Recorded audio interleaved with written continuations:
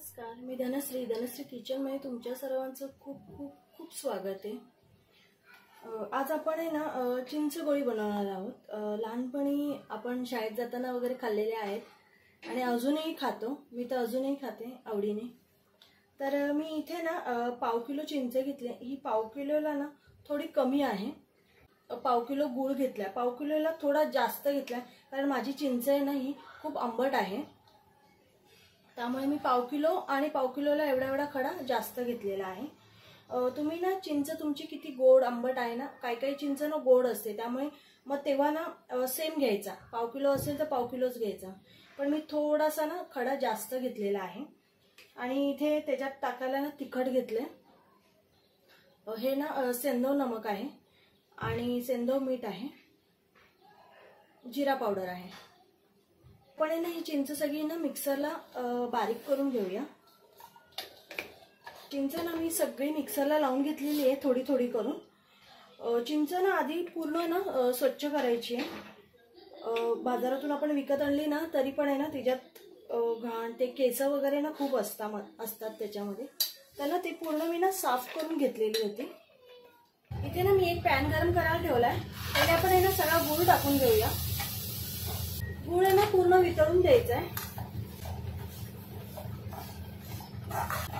गूळ ना मी चिरून घेतलेला आहे, तुम्ही किसून वगैरे पण घेऊ शकता। इथे गूळ ना पूर्ण वितळलाय। आता आपण ना ही चिंच मिक्सरला लावलेली ना ती काढून घेऊया आणि ही ना पूर्ण मिक्स करायची।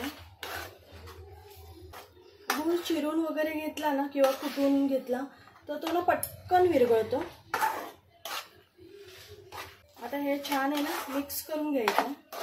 याच्यामध्येच आपण आहे ना तिखट, जिरा पावडर आणि सेंधव नमक हे घेतले मी, हे टाकून घेते। हे टाकलं ना तर जरा चवीला ना ती गोळी ना खूप छान लागते।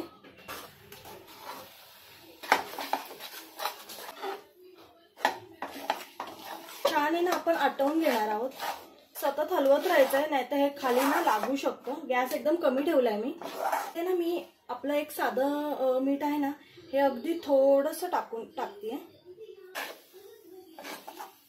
हे असं आहे ना सतत हलवत राहायचं। इथे ना हे चिंचेचं जे बॅटर आहे ना हे ना छान आहे ना पॅन पण आहे ना असं एकदम सोडायला लागलेलं बघू शकता तुम्ही।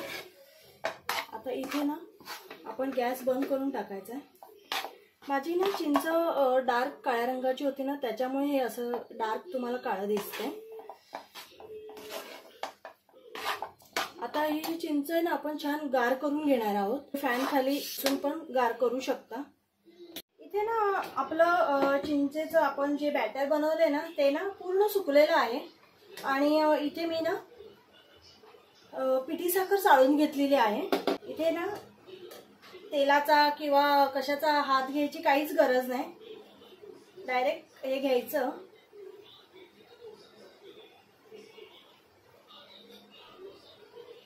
हे बघा छान गोळी झाली आहे मस्तपैकी। आणि ही ना मी पिठी साखर मध्ये टाकते डायरेक्ट। असं करून ना आपण डायरेक्ट पिठी साखर मध्येच टाकूया। पिठी साखर नसेल ना तर आपल्या घरातली साखर असते ना मोठी, ती मिक्सरला फिरून घेतली ना तरी चालतं। जरा जाडसर असेल ना तर अजून छान लागतं। माझ्याकडे ना पिठी साखर होती म्हणून मग मी पिठी साखरच घेतली। हे सगळे गोळे आहेत ना आपण करून घेऊया असे। इथे ना मी सगळे चिंचेचे गोळे बनवून झालेले आहेत माझे।